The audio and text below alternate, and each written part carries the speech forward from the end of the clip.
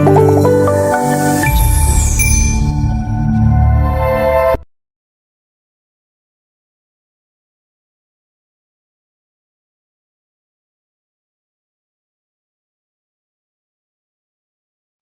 دفعہ احمد نام کا ایک لڑکا تھا جسے مسجد میں نماز پڑھنا پسند تھا۔ ایک دن جب وہ شام کی نماز کے لیے مسجد میں داخل ہوا تو اس نے دیکھا کہ ایک کونے میں اکیلا بیٹھا ایک بوڑھا اداس اور تنہا نظر آ رہا ہے۔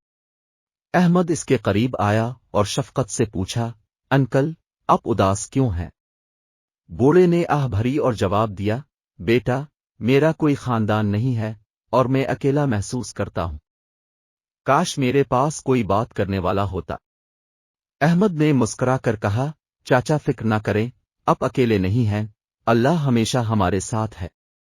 وہ بوڑھے آدمی کے پاس بیٹھ گیا اور اس سے باتیں کرنے لگا، کہانیاں سنانے لگا اور اس کی زندگی کے بارے میں پوچھنے لگا۔ جیسے جیسے دن گزرتے گئے، احمد مسجد جاتا رہا اور بوڑھے کے ساتھ وقت گزارتا رہا۔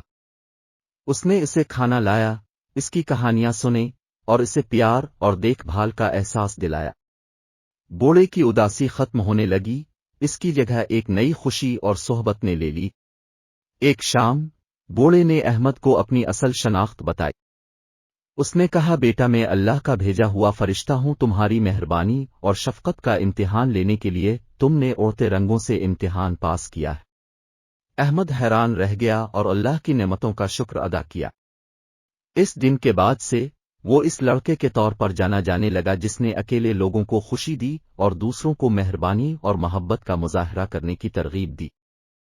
یہ کہانی ہمیں تنہا اور پسماندہ لوگوں کی دیکھ بھال کرنے کی اہمیت سکھاتی ہے، ساتھ ہی یہ یاد دہانی بھی کرتی ہے کہ ہمارے احسان کے اعمال کا بدلہ اللہ تعالیٰ کی طرف سے دیا جاتا ہے، جس کا ہمیں احساس بھی نہیں ہوتا۔